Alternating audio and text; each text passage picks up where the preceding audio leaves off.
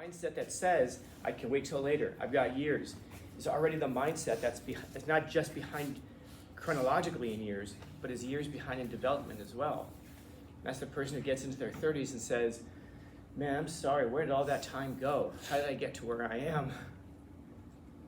And it's never highly successful people who look back and go, how did I get here? You know?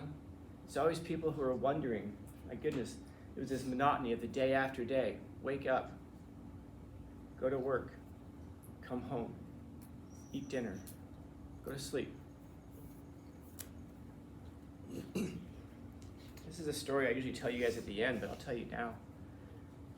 When I graduated from college, I had a friend, Saba. Saba actually teaches over at UCSD right now. He teaches philosophy over there. Saba's a good dude. Saba and I and a friend of ours, we went on this road trip after graduation. Went over to Arizona. His friend had a convertible, so we're in the car and we're driving, and not too fast, but not too slow either. Just the right speed. And we came across this place, like a public house, I guess you call it. It's like a bar, but it's a restaurant. It's a pool hall. It's like everything all together in this one small town. And we stopped to get something to eat, hopefully maybe stay the night, find a place to stay the night. And we went in, I was standing at the counter and I was ordering. And I was looking off to the left, and there was this dude, I just heard like the worst, I don't know, like scream, cry. I guess crying would be the best word for it I've ever heard in my life, but it was something guttural.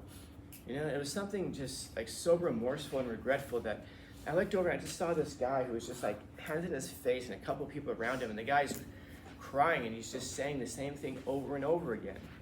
He's probably like in his mid-60s, early 60s or so, and he's saying, I wasted my life. I wasted my life. I wasted my life. He keeps repeating this over and over and over again. So I'm curious, and so as we hang out there in the night, I kind of get the guy's backstory, which is that it was a small town, and there was a mill that was in the area, a textile mill, and it was one of those places where everybody, when they grew up, they ended up working at the same place, and they ended up staying in the same town and never really expanding out past that. But enjoyed it, small town community kind of a thing. And this guy, when he was a misanthrope, he didn't like people. He was not just an introvert, he just didn't like people very much. And so went to high school with all these people, they graduated, everybody went to work at the same mill, and he was invited all the time to their gatherings. Hey, come to my birthday party, just because they knew him, and he never went. What he would do instead is he would go home, and then he'd go to sleep, wake up in the morning, go to work, come home, eat dinner, watch television, go to sleep. Then the next day, wake up, go to work, come home, eat dinner, watch television, go to sleep. And then the next day, it'll surprise you to hear, he'd come home, go to work, go to work, come home, eat dinner, watch television, go to sleep. Saturdays and Sundays, spectacular days. He'd go shopping one day, and then he'd come home, watch television for longer, and then go to sleep. And this was the guy's life. And as their lives were all progressing, all these people who graduated together, they would invite them to their birthday parties. They'd invite them to the weddings. They even invited him to a few funerals. They'd invite him to the baptisms. They would continuously invite this guy. And it almost became like a joke, I guess, where they would invite him, knowing he wasn't ever going to come. And then one day here he was, and whatever he was, late 50s, early 60s, he decided, finally, I'm going to go see what this is all about. And he went down to this place hoping to find out that it was just a bunch of people acting like fools and wasting their time, so he could almost justify the last 30 or 40 years of his life living this way. But what he instead found was that when he walked through the door, everybody was, oh, craps, so he's here. What? Like he'd always been a friend of theirs, And they're like, oh my God, they brought him in like he was a celebrity. Like, dude, like you finally came out. How long has it been, man? We've been inviting this guy for years. One guy's like, not years, decades.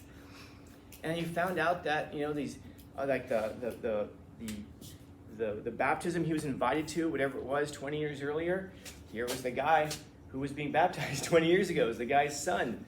He met the wives of the people whose weddings he didn't go to. They mentioned the funerals of the guys who weren't there because of the funerals he didn't attend. And this was a guy who realized after all of this time that day in and day out monotony of his life that he thought was something better because it didn't involve people.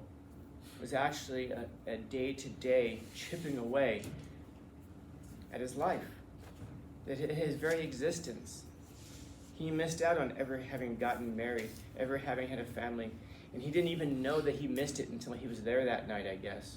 Then he kind of saw these families that he'd avoided all these years, and so he sat there and was just saying, I wasted my life, I wasted my life.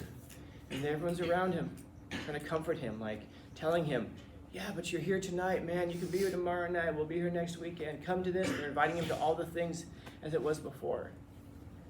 But, I mean, you all know, what are the things that, do we appreciate the things that we get more than we regret the things we didn't?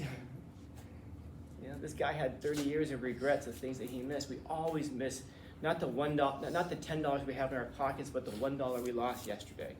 That bothers us way more than the $10 in our pocket to make us happy. So this guy had 30, 40 years, whatever it was at that point, of regrets piling up on top of him.